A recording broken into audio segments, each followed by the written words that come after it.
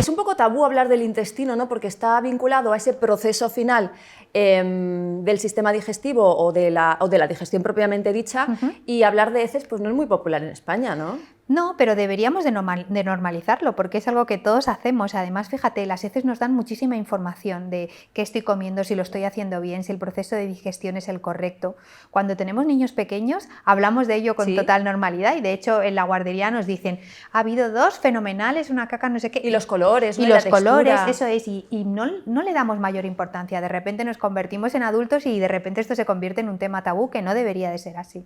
¿Y en qué contexto me pongo yo a hablar de cacas con otra persona, Ángela? Bueno, realmente lo que tendríamos que hacer es mirar las heces, es decir, habría que mirarlas porque realmente nos están dando muchísima información. O sea, si tú, por ejemplo, vas al baño 4, 5, 6 veces al día y tus heces no tienen una consistencia adecuada, pues quizás tengas un problema, quizás tengas que mirar primero qué es lo que estás comiendo, podremos saber si tienes una intolerancia o tienes una alergia, o sea, hay que mirar qué es lo que está pasando. Ya.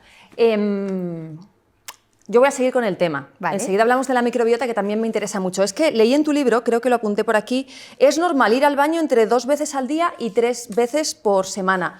A mí es que, claro, 3 veces con lo que nos han ido contando desde que somos pequeños, me ha parecido poco. Claro, ya, pero ¿sabes lo que pasa? Mira, las mujeres en edad fértil, cuando tenemos la menstruación, nos regulamos mucho por los ciclos hormonales. Es decir, vamos mucho más cuando tenemos la menstruación, antes, durante y después.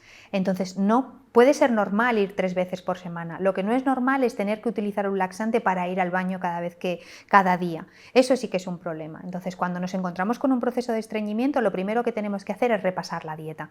Es decir, puede ser que tú no estés yendo al baño, que tengas un estreñimiento porque no estés aportando la suficiente cantidad de fibra o de agua.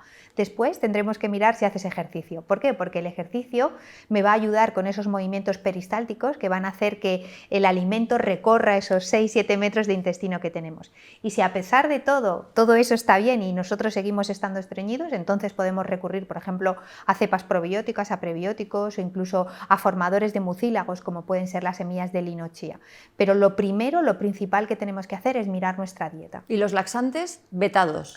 Nosotros no podemos utilizar un laxante para ir al baño, es decir, puede ser una utilización puntual.